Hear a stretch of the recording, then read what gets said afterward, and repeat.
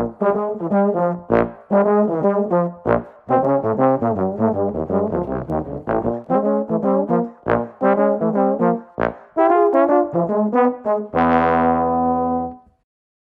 guys, welcome to 8vbebop, where we talk about all things jazz, bass trombone, and jazz bass trombone, co-hosted by myself, Gina Benalcazar, and Chris Glassman.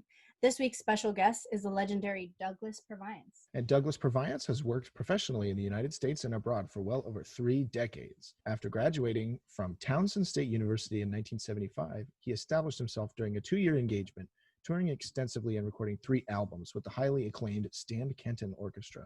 Born in Baltimore, he moved to New York City in 1977 to build a career characterized by leadership and diversity. He was soon asked to join the Thad Jones Mel Lewis Orchestra, now known as the Vanguard Jazz Orchestra, landed the bass trombone chair for Broadway musicals Cats, and became a charter member of the Carnegie Hall Jazz Band, and traveled the world touring with Slide Hampton, Steve Ray, Dizzy Gillespie, the Mingus Big Band, and many, many others. Mr. Purviance has established himself as a top-notch studio musician, getting calls for recordings, industrials, commercials, and films. This experience has helped him expand his career to include music production and composition. Over the years, he has scored and edited soundtracks for numerous film and television projects, including Me and Him, The Winter in Lisbon, and People Magazine's 20th anniversary show on ABC. As a producer, Douglas Purviance's credits include the Vanguard Jazz Orchestra Grammy-nominated Lickety Split, the music of Jim McNeely, and the Thad Jones Legacy. Douglas Purviance serves as the business manager for the Vanguard Jazz Orchestra, is on the board of directors for the orchestra's not-for-profit entity 16 as One Music, Inc. And he's an active jazz educator, clinician, and workshop leader for high schools and colleges throughout the country, and regularly participates in worldwide masterclasses and performance tours. Mr. Purviance holds a master's degree from Manhattan School of Music. He's worked with bands such as Stan Kenton, Robin Eubanks, Rich Perry, Renee Rosnes, Thad Jones, Alan Yankee, Dick Shearer, Roy Reynolds, Terry Lane, to name a very few. Frankly, his discography is too expansive to list, but you can find more information about him on his website, as well as locations for album sales, and get in contact with him at douglaspurviance.com. Welcome. Welcome. Thank you. So thank you for having me, Gina and Chris. We're so excited to have you on. Thank you. What have you been up to this quarantine? Oh, wow. That's a funny question. Actually, I've just been shutting down. I haven't been doing that much. I'm actually a little bit depressed because of the whole thing. I'm not as active as some people like you two are. And I've been checking out some of the things that you and others have been doing, and it's actually impressive. The way that whole music business has changed, and I've been, as you just noted, that I've been around for a long time, and to see it change this drastically is like, wow, it's a real game changer. I haven't been doing that much, but actually now that it just popped in my head, I have been practicing a little bit more than I normally do. I usually working, 24/7 or 7 days a week. And I always use the excuse that I don't have time to practice like I want to. So now actually I'm practicing a lot more. Amazing. So every time that I've spoken to you, you've always been incredibly busy and consistently busy because you're doing the show in the evenings. You're so in demand as a bass trombonist. Can you talk about how that difference has affected you after all the COVID outbreak? I mean, working 7 days a week. For those of you that don't know, I'm currently in the hit show Wicked, and that's been running for 16 years. So every night, pretty much 6 nights a week, I was going there. And then on the night off, which is usually a Monday, I was going to, the Village Vanguard with the Vanguard Jazz Orchestra. And then during the day, doing the production work, dealing with 16 as One Music, which is part of Vanguard Jazz Orchestra. All of a sudden, it's like nothing. So a lot of it is I don't know what to do with myself. What really helped me was this interview. And I'll tell you why, because it put some real structure in my week. It's like, oh, I have the interview coming up, blah, blah, blah, blah. And, and I got all spiffied up, got out of... So it's good to be back among the productive crew. A very in demand bass trombonist in regards to getting called for different types of big bands, but also in studios. You work on Broadway and you have a lot of experience as a producer. So you're saying the daytimes was full of all this producing work. Can you talk about that a little bit?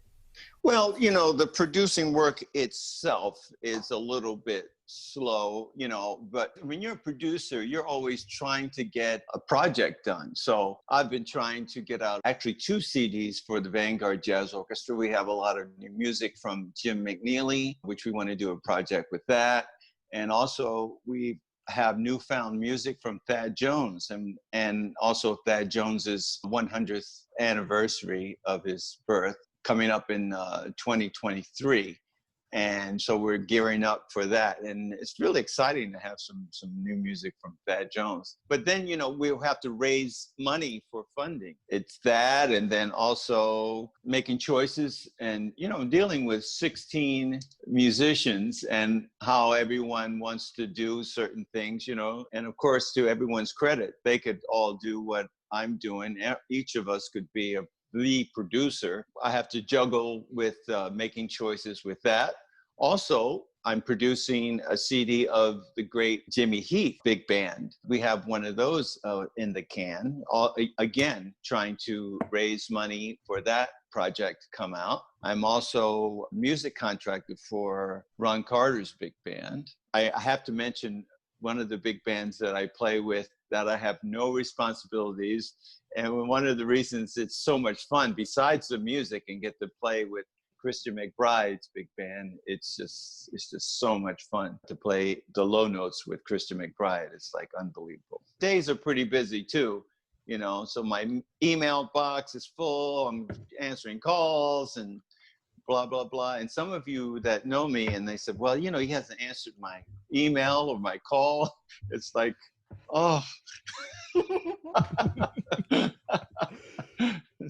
But it's a blessing. I'm very grateful to be as busy as I am, because somebody's going to do it and I can't do it forever. And I will turn all of that over to the next generation, like you and Chris. So you got it. One thing that I've loved about looking at and seeing your career is that I love that your production has never got in the way of the fact that you're always performing. But I'm just curious about how you got into the production side of it, because it's often a thing that people don't usually get into. They just play, they sit in their chair, and then they go home. But I'm interested to hear more about how you dipped into that market. There's a couple stories, but in general, I've been fortunate to play on Broadway. I made a series of cast albums. And I've also been lucky enough to play in the studio as well. So I saw a lot of productions, and I saw a lot of productions done in a real first class sort of way, or the industry standard way.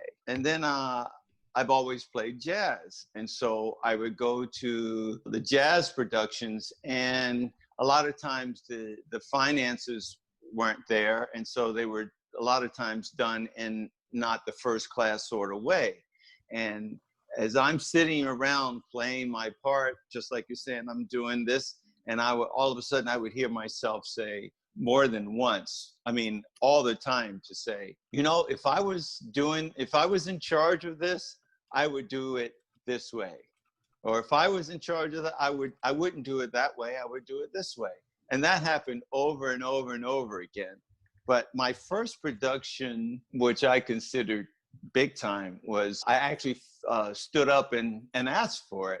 I was on the road with the great Dizzy Gillespie and his big band. Dizzy was hired to do the soundtrack of a Spanish film, Winter in Lisbon. His manager, he was trying to figure out, Dizzy is the musical director and the composer, so how do we do this, and blah, blah, blah. And what should we do? And Dizzy can write the music, but should we bog down Dizzy Gillespie with producing this and coordinating that? And he was just wondering out loud. And all of a sudden I heard myself saying, I'll do it. And so he said, oh, really? And I said, yeah, I've done quite a few studio dates and I'd like to do it.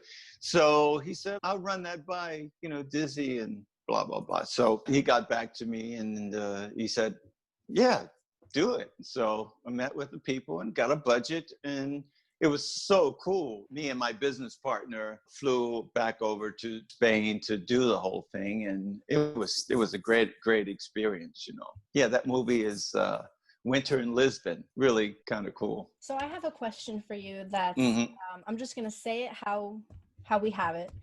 Can you talk to us about what your transition was like into jazz? Oh, you mean jazz soloing or just jazz itself? Whatever that means to you. Okay. I grew up in a jazz household. I'm not one of those lucky ones that had a jazz musician as a parent, but my father was a big, huge jazz fan. And my brother, when I grew up, jazz was always playing in the house. That really helped. That's an advantage too. So I could hear jazz. Of course, everyone, when they first start, they're doing the classical approach, you know, meaning you're classically trained and all of that. The transition, I mean, what were we playing? Marching band, not marching band, but concert band in high school and, I mean, junior high and all that stuff. So, I mean, but the jazz was always in my blood. So it was always there. But to play it, I don't know. I want to back up a little bit because, yeah, you have to hear that stuff. You have to listen and listen and listen. So I did have the advantage of listening to it for such a long time. I have a grandchild, actually. I always, you know, say, I want to give him a couple of things to listen to. Ray Charles and Stevie Wonder, just so that soul is in there, it's ingrained from an early age, and then we'll take it from there. The jazz, we'll figure it out from there. The transition to jazz, I think I've always had jazz in my repertoire, whether it was in here or not. Now, jazz solos, that's another whole thing. What do you feel about bass trombone as an improvisatory instrument? First of all, I think bass trombone is so beautiful. You know, I mean, it's like unbelievably beautiful. And like, I'm not just saying that because I play bass trombone. I love, you know, almost all of the musical instruments, but certain instruments that really touch my heart. I love the piano. I love stringed instruments. I love the French horn, and I love trombone. You know, and especially the bass trombone. If you're going to have one trombone, it should be the bass trombone because the range is so far, you know, and all the high range that as bass trombonists we can't get is too high anyway. Get a trumpet, you know. So, but even the bass trombone in the upper register sounds beautiful. I just love the instrument. With a double trigger bass trombone, it's a lot of work. I just think a tenor trombone is hard to play jazz on. The only thing I ever thought I did think about knowing that I was going to have this interview was the difference between my generation of bass trombone players and your generation of bass trombone players. And my generation, the bass trombone player just did not play any solo. That's where I came from. And I was a little shy in there. So I didn't play many solos. If I played a solo, it was because they pushed me out there, you know, boom, you know, play something. So I'm like, oh, okay. So I was not that comfortable. I mainly play in big band settings, you know, 16 other musicians, and there's not any dearth of soloists trying to get up and play. A lot of times they were really good. I always had that ego thing, like I want to be that good before I get up and try that. I think that was a huge mistake, you know, because just like any art form, you really have to do it in order to get good at something, you know, or else it's not really on the level of art. I want to just say this. In my generation, there weren't many role models that I knew of that were doing that many solos. I mean, we all look to, and we still look to, George Roberts as this beautiful sound, and he would play the melodies, but I really haven't heard any real improvisation recordings from him. And I don't know, we were just playing parts. And if we did that and we did it well, we were happy. And not only that, as bass trombone players, we never got enough credit for being the foundation of a large ensemble and the pitch. And all the credit would go to the lead trumpet player and blah, blah, blah. But if your foundation is like not there, the whole ensemble can suffer. We have foundation of the sound and also the pitch. I do see a lot more, especially the younger generation. They're like, I'm soloing too. I'm going to do this. And I got to give a shout out to you, Gina. You know, you're fearless ever since I met you. And, you know, of course, I've been around a while, and I think it was at a Christian McBride rehearsal where I first saw you. You just sat down and went, boom. You didn't seem intimidated or anything like that. And I knew you were new in town. Well, you were new to me anyway. But the younger generation of bass trombone players are really soloing a lot. And I'm really happy that they are. I'm still working on my solos. And it's fun. You know, it's really, really, really a lot of fun. Now, with my students, that's the main thing that I tell them, to learn how to solo, because you have to be a certain level of musician to do it. You have to think above your part. You have to think harmonically. You have to even entertain. It's everything. And it's just fun, spontaneous fun. I've had so much success not having to do that. I just kept going with it. But when I'm here, that's what I want to do. Amazing. So I feel like this is a really good transition to a video that I found of you over Burke's Works. That's a feature for a trombone section with Slide Hampton and Steve Teray and Robin Eubanks. It's really hard to find bass trombone. It's just very difficult, but this is a really great example of what we're talking about. So let's listen to some Burke's Works.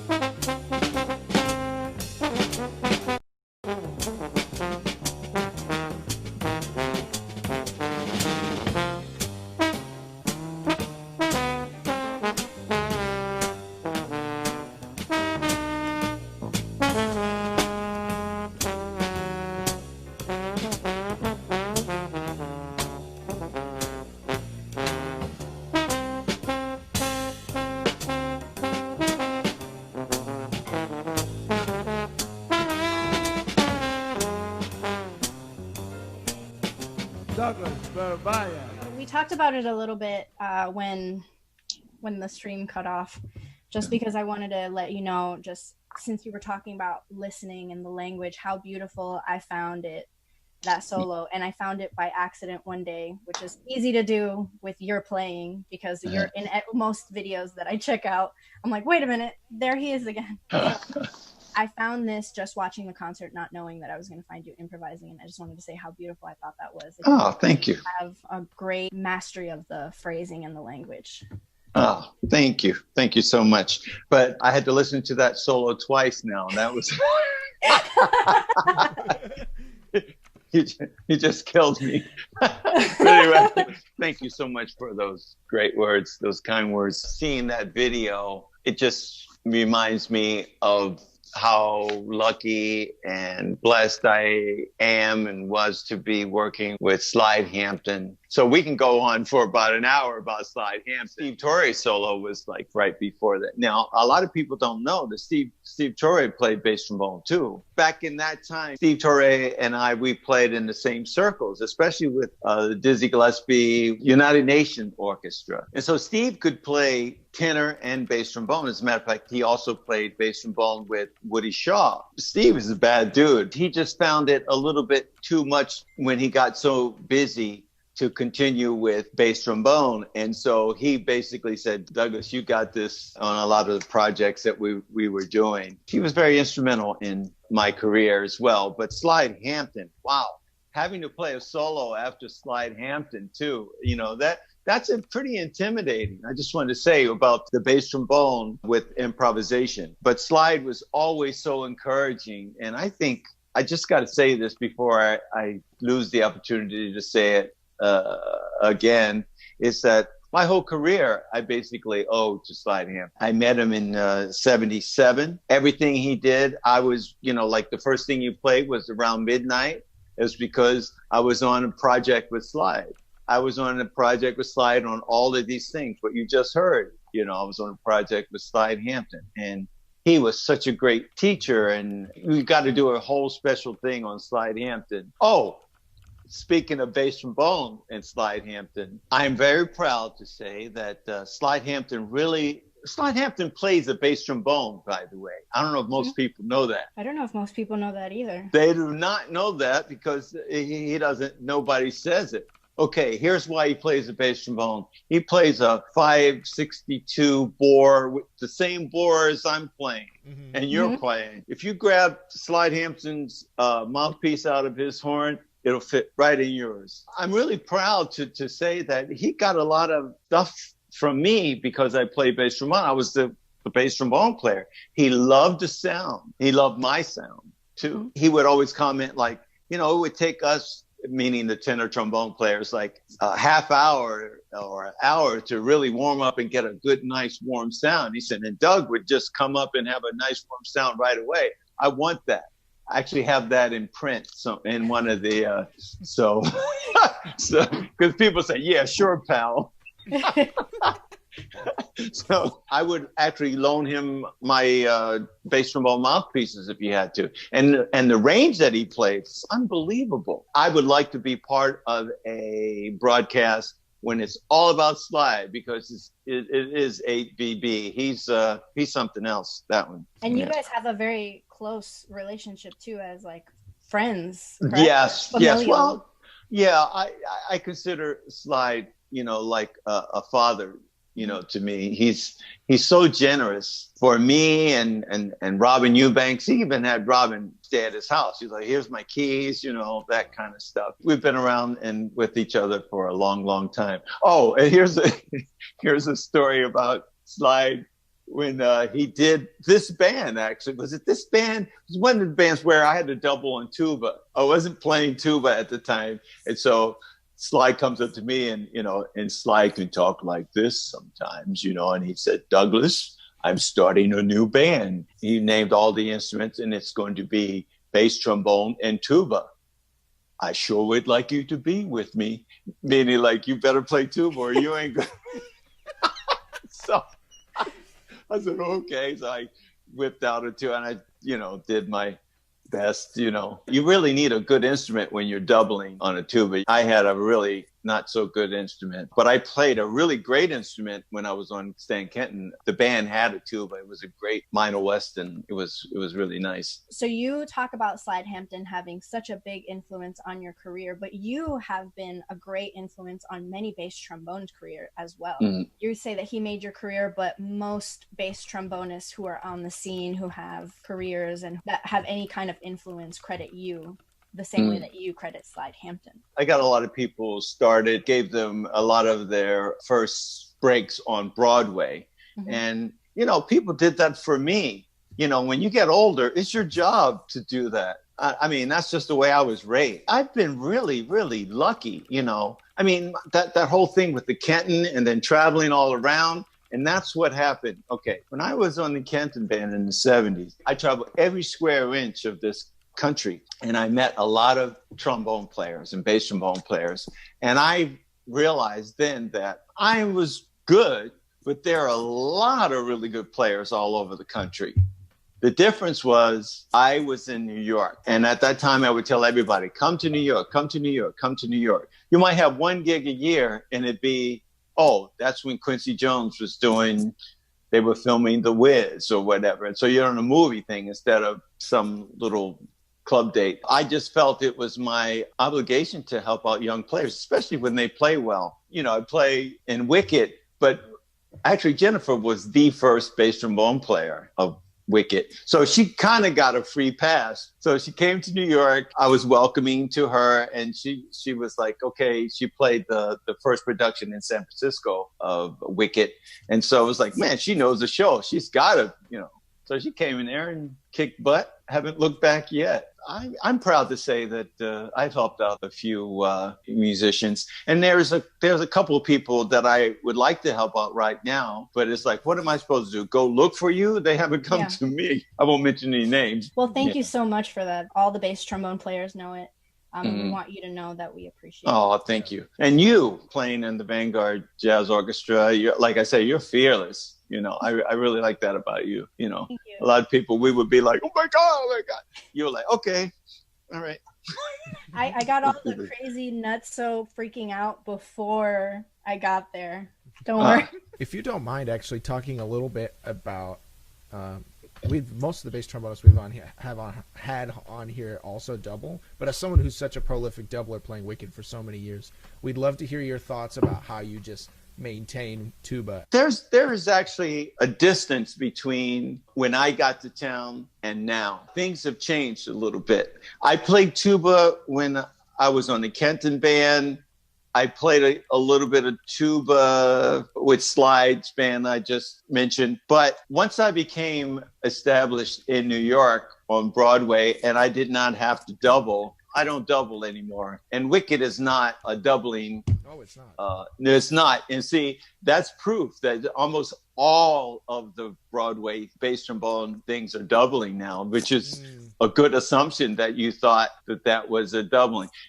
Because I was working so much and I was successful that I could pick and choose. It's like, no, I don't want to do that anymore. Now, it's really funny that Jennifer saved me this one thing. It was like Robin Eubanks did a project with a big band. It was a tuba double. And he says, oh, man, I really want you to play tuba on a couple of things and it'd be nice. I said, oh, okay. So I borrowed a tuba and I got my chops back. I was, playing some scales and blah, blah. And it was like, this ain't working.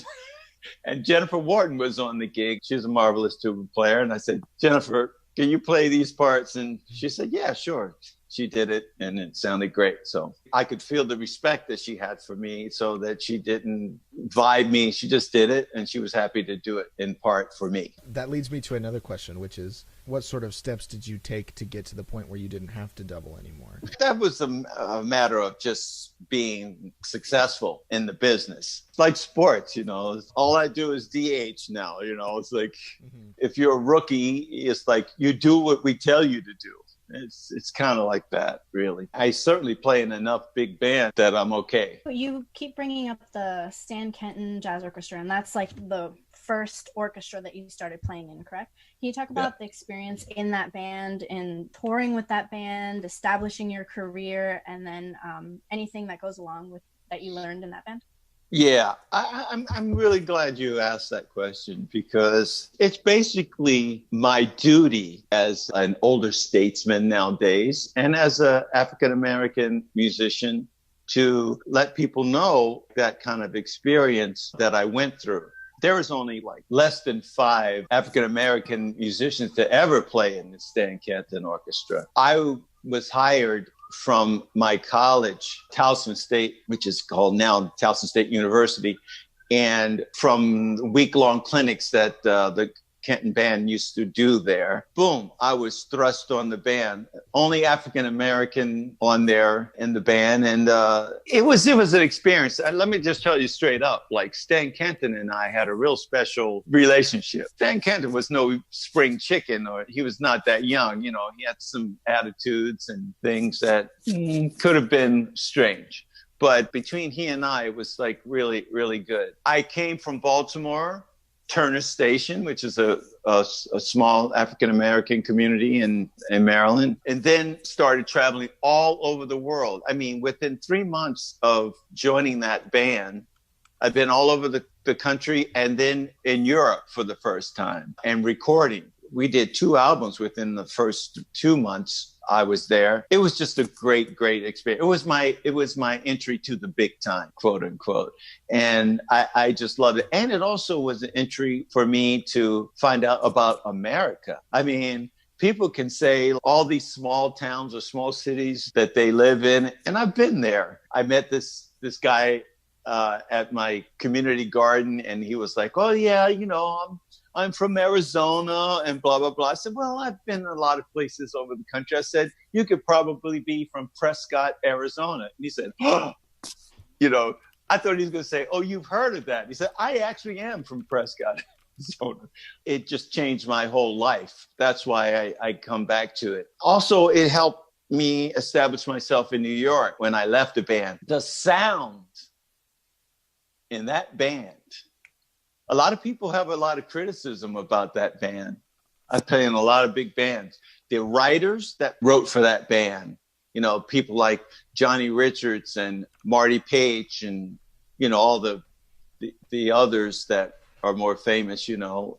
But the sound of that big band and coming, wow, I never will get over it. The only thing that gets me that excited right now is sitting down in the Vanguard Jazz Orchestra and hearing that sound come. I mean, you know, it's like, wow, you know, it's very exciting. So the Stan Kenton Orchestra introduced me to a lot of aspects of my whole career. Oh, that's amazing. So apart from your education, it seems like you're really a student of gigs. You picked up a lot of your, you know, information, and you learned so much through gigs and playing opportunities. And nowadays, it seems more like everyone goes through, you know, undergrad, master's, doctorate degree to sort of learn and whatever, get their wings as a musician.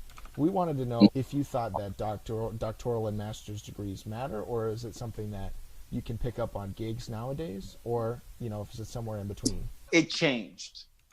When I came on the scene, the degrees didn't matter as much. I mean, like, people were going to the Count Basie band. They were going to Clark Terry's band.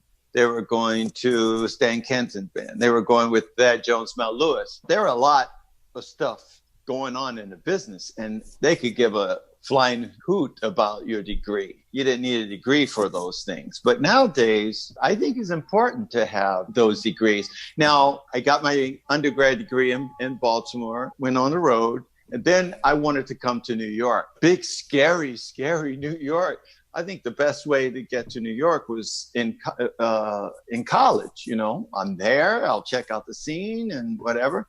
So I had been accepted to Manhattan School of Music before I went on the road with Kenton. When I was with Kenton too, that's when I met Slide Hampton, and I saw Thad Jones, Mel Lewis for the first time in Europe. I was accepted at Manhattan School of Music.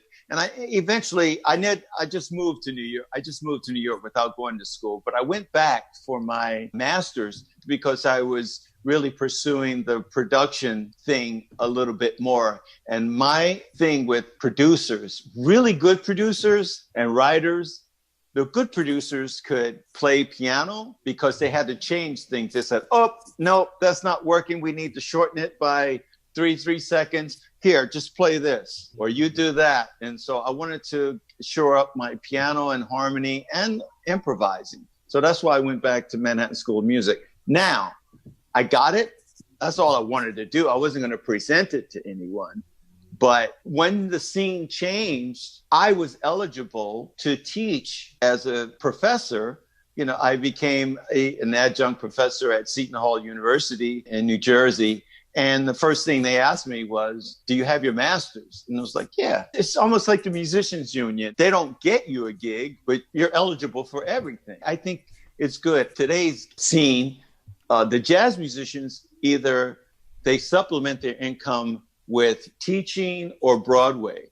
And so you need those degrees. And the colleges are where everybody's learning how to play bebop. It's cool. I have one short little follow-up too before we move on to the next topic. And that's just sort of in the same thing.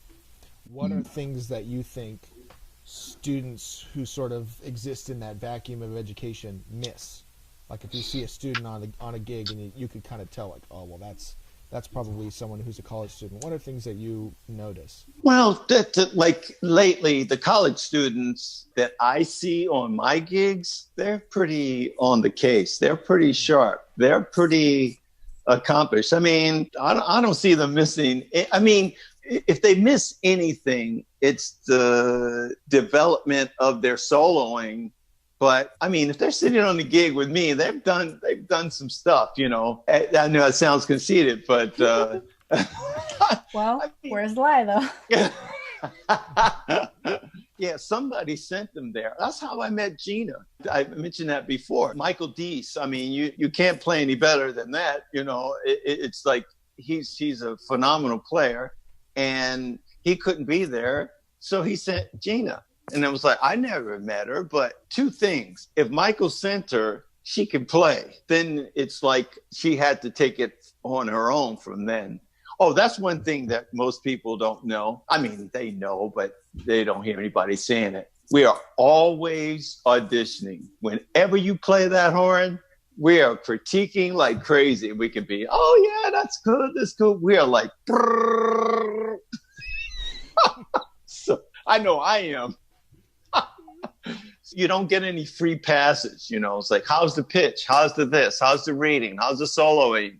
How is the attitude? That might be one of the things that might be missing. It's like, well, a lot of people, it's not just about what you play and how you play. In New York, everybody's expected to play well. If you don't play well, what the hell are you even doing here? Nobody wants to play with someone you can't get along with. There's just too many choices. You might be the big hotshot back in your small hometown, but here there's 7 of me on the corner, you know, so it's really good to get along and because of choices. The Vanguard just went through a big transition period because Luis Bonilla, well, he moved to Europe. Yeah, he moved to Europe, and you had to revamp the trombone section. So I imagine that the band has had so many points of evolution. Can you talk about how much or how the band has changed from when you first started playing up until this point? And can you talk a little bit about how you got in that band and playing with Earl when there was 2 bass trombonists in the band? I may as well start with how I got in the band. When I got to New York, I went down to the Village Vanguard to hear Thad Jones, Mel Lewis. I always wanted to play in that band. I always thought they were the coolest band in the world, you know, and it was no shortage of, too, that there were mixed band leaders too. There was, you know, Thad Jones and Mel Lewis, and I think that was so cool, and they were just the cutting edge. I mean, it was so exciting.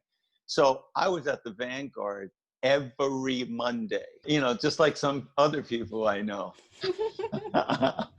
Gina, you know, you did the right thing. Errol McIntyre was the bass trombone player in the band at the time. He asked me, could you make it for me next week? Maybe it wasn't at the Vanguard. He asked me to do this gig that was on the road. I always remember that as my first time playing with the band. It was a cool jazz festival down in Hampton, Virginia or something, and I got on the bus. Anyway, to make a long story short, I started subbing for Earl McIntyre. Thad and Mel had a tradition of changing the personnel of the band if they couldn't make their tours. I just recently talked to John Faddis last week, and he confirmed that, yeah, that's what they used to do. Thad would get everybody in the back and say, okay, we got a tour to Spain. Who can make it? And so who can't make it? And they would raise, I can't make it. They said, well, you know, that's it. And they would change personnel because of that. Anyway, there was a tour, the 1978 tour. That was Thad Jones's last tour with the band. So I was subbing for Earl McIntyre. Earl McIntyre and I talked about it, and it was like, well, we hope that you're going to make this tour to Europe, but I hope you don't really want to take over the chair. We said, oh, we got this. We'll work this out. Midway through the tour, Thad Jones says, I like the way you play. Why don't you join the band? And I said, well, Earl and I talked about this and blah, blah, blah. He said, well, don't worry about that. But, you know, that's when Thad Jones left the band. At any rate, we come back and all you-know-what broke loose because Thad Jones left the band. It's like, what the hell are we going to do? So now it's Mel Lewis in the jazz orchestra. We were in crisis. What do we do without Thad Jones? One of the things was that he called on a bunch of his buddies, and Bob Brookmeyer became the musical director. And he started writing for two bass trombones because Earl and I were there. And that was kind of cool. That was cool. And we actually had French horn at that time as well. Now, changes in the band really come slow in this band. Once you get in this band, you want to stay the rest of your time, unless you're a big time star like Joe Lovano and the like. First of all, John Mosca is really an unsung hero, not just his leadership of the Vanguard Jazz Orchestra. He's one of the best lead players I've ever heard. And I've been around the block a few times. I don't know what it is he does, but his sound sears over the band. And it's something to latch on to, and his phrasing and his knowledge of the music and the language is like unparalleled. When he decided to retire, it was a big dilemma. And so we wanted to take out time to get a good fit for the band. And of course, we listened to a lot of players. We ended up, with Marshall Gilks and Dion Tucker. So I think it's a really good section. We're happy, and we also have some new subs, you included. So I don't know if that really answers the question, but I guess I rambled enough. In all this evolution, sections changing, or even just sole members changing, and the leadership of the band changing, how has that affected the ensemble? Jazz musicians, we all have our unique personalities. We always go by the philosophy that the real leader of the band, of the Vanguard Jazz Orchestra, is the music. And so we would try and make decisions based on what's best for the music, what's best for the band. And so that's why, for instance, the trombone section was like it was. It's like, oh, well, this person was there and subbing all the time and blah, blah, blah. They're basically next in line for this. But we would always say, is this best for the band? And that's been our guiding light throughout. So what was it like for you to play in the band? Well, there was a lot of setup, because there's been so many amazing trombonists that have played before me. And then after me, it was a lot to live up to. But there was one thing that you told me once that really resonated with me, and it really changed the way that I thought about music and improvising and trombone in general. It was because that first day, between the two sets, I had a solo the first set, and then right before my solo the second set, you were like, take your time. And just hearing that, take your time. And it wasn't so much like, it didn't feel like a judgment. It felt like you were giving me permission. You were saying, like, I understand that maybe sometimes you need to do it within this, or you need to, but the Vanguard Orchestra has been one of the few jazz ensembles that I've seen, that I've witnessed, and that I've played in, where the members, when you're improvising and when you're playing, you really have the opportunity to open up. It made me change how I played with my ensemble. It made me change how I thought about development of a solo. It made me change completely everything just by you saying, take your time. Take your time. Yeah, haven't As been you the would same say. since then. Oh, that's great. That's so great to hear. You know, it's such a honor for me to play in that band. So I knew if you were early on playing in the band, it was like, okay, it's cool. Just relax, have fun, and you do a great job. Thank you. The energy in that ensemble is so unique to anything that I've witnessed. Even just after the first time I played in the band, sitting in the audience was different. Like witnessing the band after one time of being, even if I mean, I'm honored to have played more than once, but even if I only got one chance to play in the band, it changes how you feel about music, just music. Yeah. Well, I agree with you totally, and that's why I'm still there. I have a question about the Carnegie Hall Jazz Band. So this is an ensemble that came up around the same time as Jazz at Lincoln Center, correct? And it was run by John Faddis. Yes. So can you talk about your experience in that band? And it was like one of the best experiences ever. First of all, to have the reputation of Carnegie Hall behind you, and the support of George Wein and his whole festival productions behind you, and also the leader of John Faddis. Everybody who knows John Faddis is one of the great musicians of all time, and one of the great jokers of all time. And so he was a great teacher. He is a great teacher. He's at several of the schools in New York right now. They meet some of their students and they say, oh, I'm at Purchase, or I'm at Manhattan School, I'm studying with John Faddis. And I'm like, you're in good hands. Now he can be rough on you, but you're going to learn so much. I think it was a few months ago, I did a record date, which is just one record date, and he's just playing, and we hadn't done a record date in a while. I learned so much from just listening to him than I had in like years of listening to a lot of people. But anyway, it was just prestigious, and what was really good was there was money behind. They would have great arrangers and composers do some fresh music all the time. We would have a certain amount of concerts at Carnegie Hall. And the musicians, oh my God, the first person I think of after John Faddis, I think of Frank West. I mean, can you imagine like Frank West in front of you, and Jerry Dodge and Slide Hampton. Oh my God, this is killing. Steve Turre. It was like, wow. It was just really amazing experience.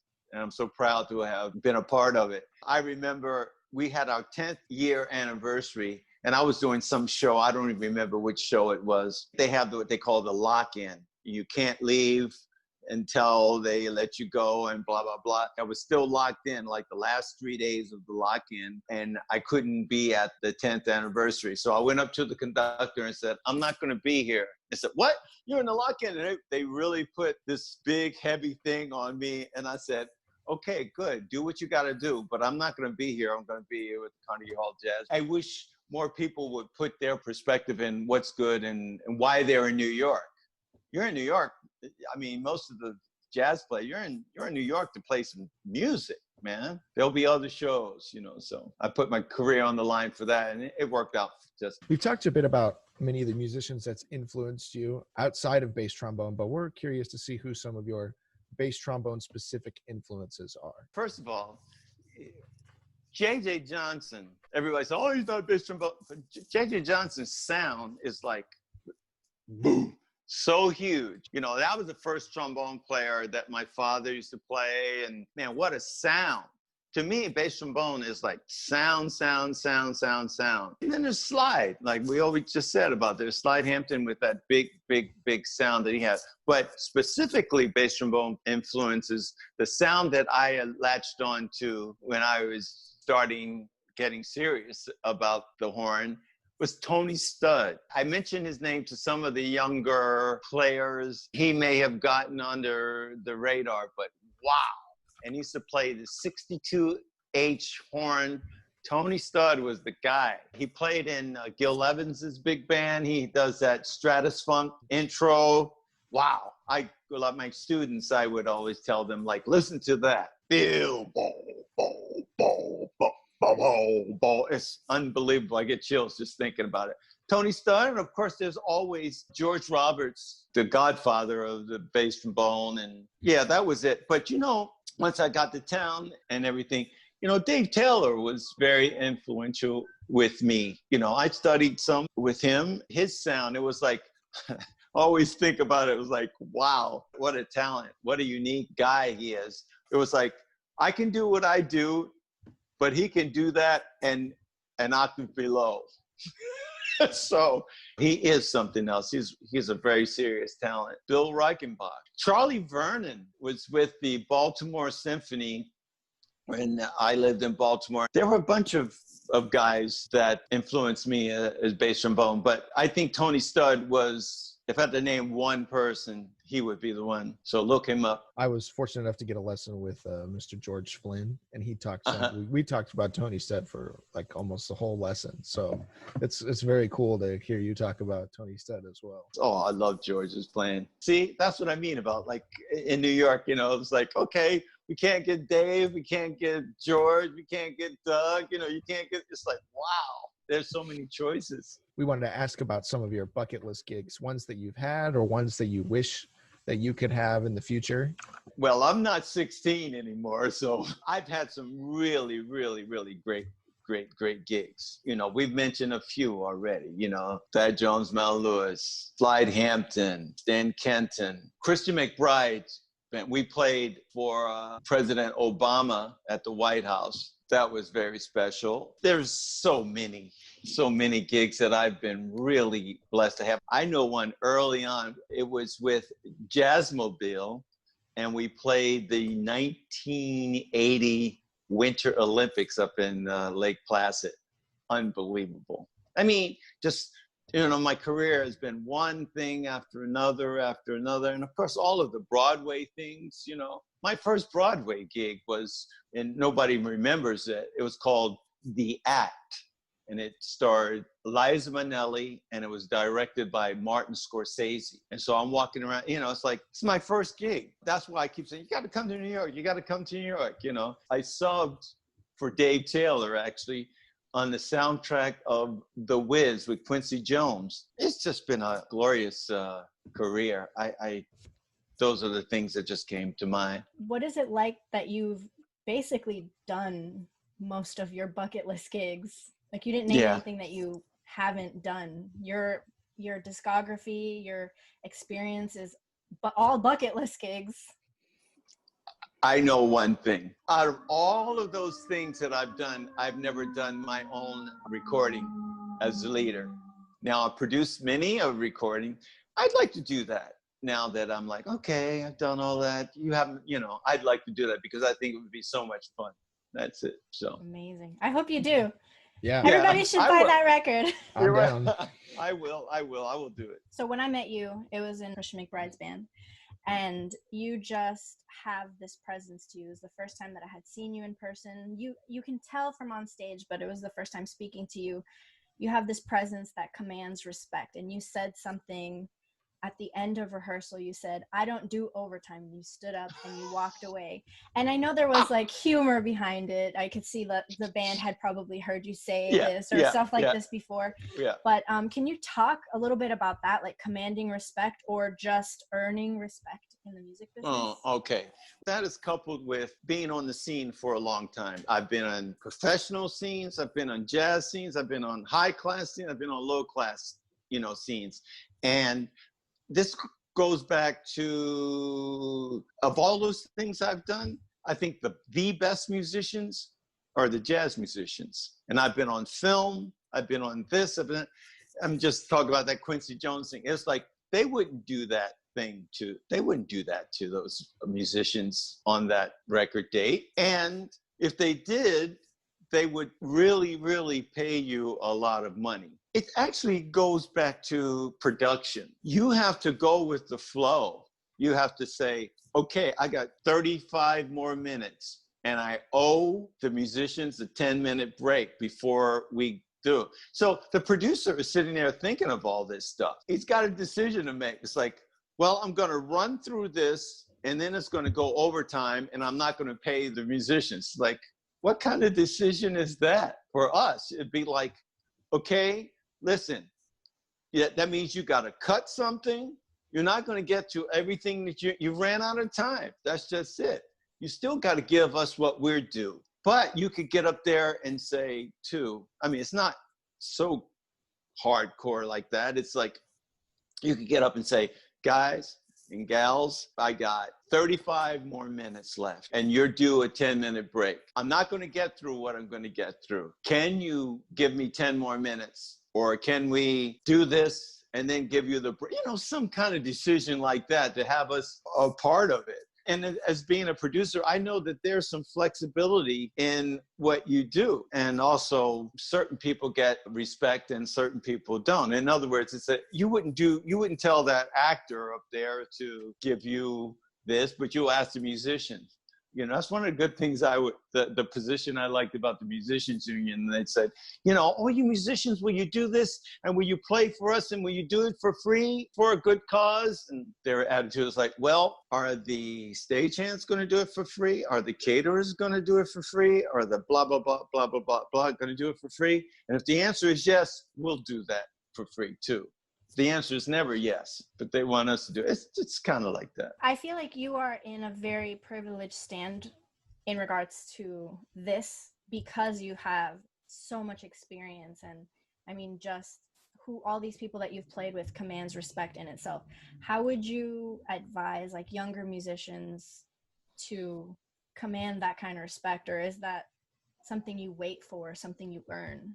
Respect is something you earn. It's like people know instinctively if somebody's a real smart butt or they're respectful, good, if they were raised okay. It's like they're respectful, and you get what you receive most of the time. And it's something that you earn. That's just etiquette with good home training. You treat people with respect, you'll get respect back most of the time. And if you don't get it back, it's like you jot that down in your mental and you say, okay, he's the person or she's the person that I'm not going to give the extra 10 minutes for. Fair enough. Fair. Mm-hmm. This is the only question that we have yet to ask. Mm-hmm. The fun one. Okay. Independent versus dependent valve. In my mind, there's no question. It's got to be independent. I mean, that's just my evolution. I think the evolution of the instrument around the time that I was being prolific, that was the thing, independent, and you could get different things. And although I never pursued the second valve as the possibilities of the independent trigger, man, there's so many more possibilities with it. Who's playing dependent valves these days? Max Seigel for sure. I know George Flynn is playing dependent. Mr. Reichenbach, Bill Reichenbach plays dependent. Okay, well, maybe I should play. We're both on team independent, so it's Yeah. All three of us. And one of your valves go out, you got something still. Yeah. So is there any advice that you would like to give to young up-and-coming bass trombonists, or even trombonists on the scene now? Let me think about this.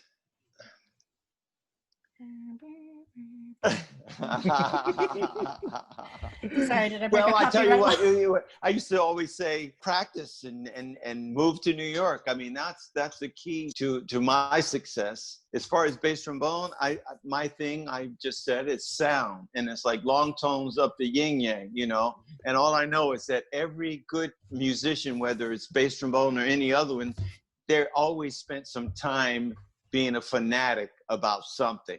Some people were fanatics about the chord changes, and then also, they're great soloists. And some people were fanatics about other things. Scales, and piano. Wow.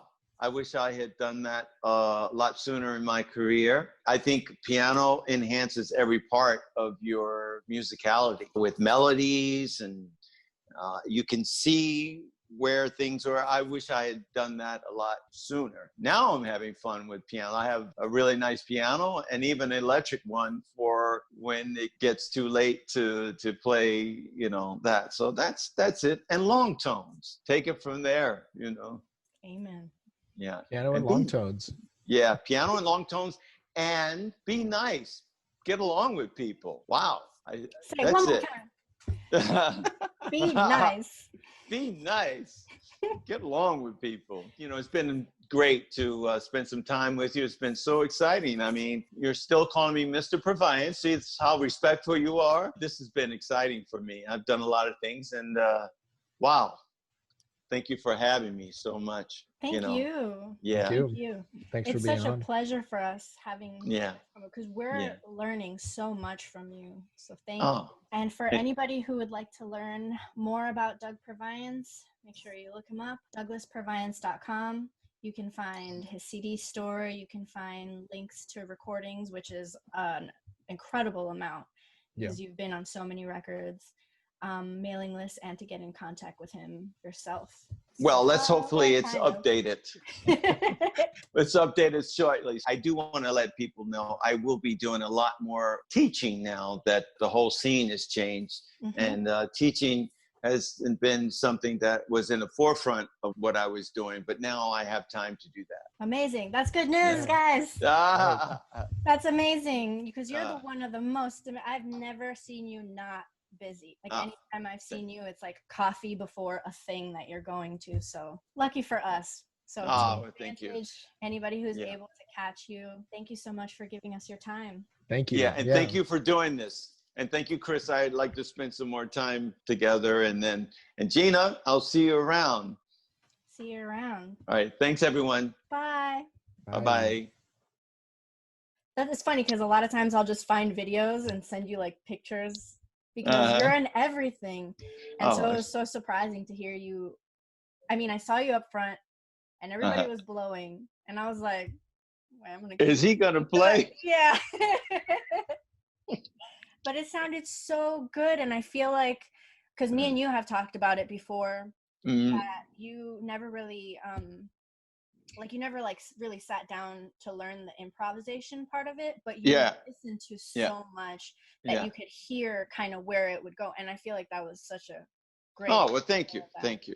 I know what's good and what's not good. And I hear a lot of great stuff. The trick is being able to translate from your brain through the horn. I can sing a hell of a solo, but playing it, that's the hard part. Yeah. I agree.